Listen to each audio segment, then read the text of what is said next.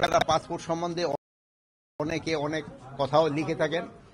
তো যেহেতু এটা একটা সেবামূলক প্রতিষ্ঠান, এদের জন্য সেবার মান আরো বাড়ে, এটি তাদের কাছে বলা হয়েছে। তা আপনারা জানেন যে হ্যাঁ, এই প্রতিষ্ঠানে আগে যে পরিমাণ দুর্নীতি হতো, এই দিদি আসার পরে অনেকটা কমছে, বাট এইটারে আরো কমায় আনতে হবে। এখনো কিন্তু পাসপোর্টের লোকজনে পেতে অনেক সময় অনেকটা হেসেল পোহাইতে হয়। এটার কিভাবে আরো কমায় আনন যায় এই ব্যাপারে কিন্তু এখানে আলাপ হয়েছে। ডিজিতে বলা হয়েছে উনি তো চেষ্টা করতেছে, বাট উনি তো জিরো লেভেলে এখন পর্যন্ত আনতে পারেনি। এখানে ধরেন যে আনসার আছে তারা অনেক সময় ইস হয়। তারপরে আমাদের ধরেন যে এই যে জেলা পর্যায়ে যেগুলি অফিস হয়ে গেছে, ওখানে কিন্তু লোকজনের পাসপোর্ট পাইতে অনেক সময় সমস্যার সমান।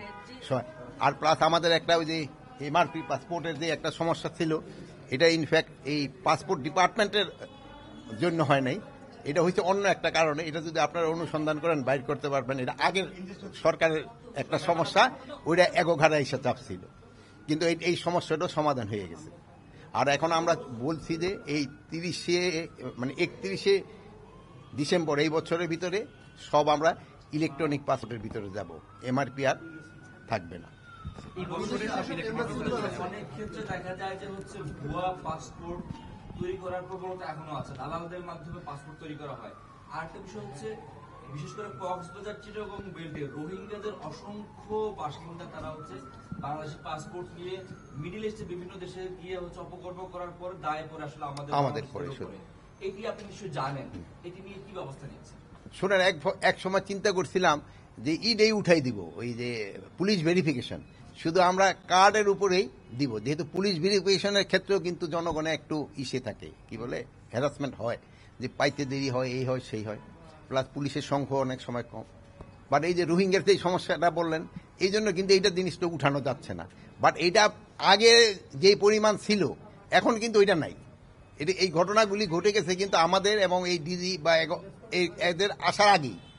বাট এটার আস্তে আস্তে এখন যে সময় আমরা নতুন ভাবে ইস্যু করতে যাচ্ছি, আবার তারপরটা ট্রেনিং শেষ হয়ে যাচ্ছে, সেই সময় দেওয়ার সময় আমরা এই জিনিসটা চেক করে দিচ্ছি। পুলিশ ভেরিফিকেশন থাকছে, তাহলে পুলিশ ভেরিফিকেশন থাকছে কি থাকছে না এর ব্যাপারে আমি এখনো বলতে পারবো না। বাট যদি দেখা যায় যে শুধু আমাদের আইডি কার্ডে দিয়ে পারা যায়, তাহলে হয়তো আমরা পুলিশ ভেরিফিকেশন তো উঠাই দিব, যেহেতু আইডি কার্ডও তো আমাদের মন্ত্রণালয়ে তো আসতেছে। আর প্লাস আমাদের ধরেন পুলিশ রিফর্ম কমিশনের তাদের একটা রিকমেন্ডেশন যদি থাকে, সেই সময় অন্য কথা। অবৈধ যারা বিদেশে বাংলাদেশে আছে তারা যেন বৈধ হওয়ার ব্যবস্থা নেয়, আপনি কি এসে দেখবেন যে এই সংখ্যা কি বাড়ছে কিনা, ভিসা নবায়ন করা?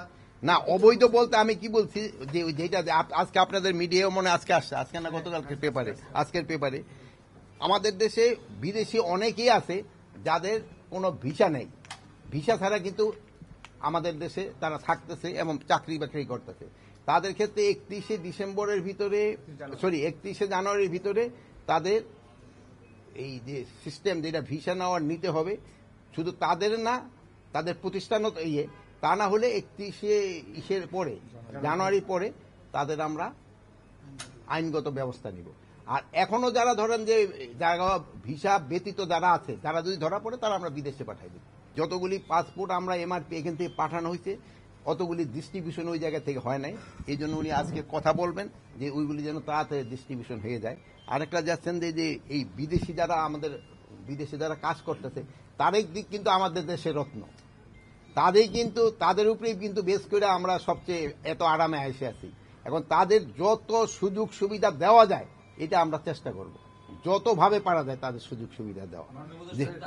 একটা কাজের কথা বলেন যে কাজটি আপনি আপনার এই দায়িত্বকালীন সময়ে করতে চান, যদি একটা কাজের কথা বলেন যেটি এখনো হয়নি, যেটা আপনি করতে চান, মানে কোন কাজটা আপনি চান? পাসপোর্ট অধিদপ্তরের এমন আমি পাসপোর্টের অধিদপ্তরে চাই আমার দায়িত্বকালে যেন ই পাসপোর্ট হয়ে যায়, সব একেবারে ইলেকট্রনিক পাসপোর্ট যেন করে যেতে পারি সবার জন্য ইলেকট্রনিক। আপনারা ভালো থাকেন, থ্যাংক ইউ।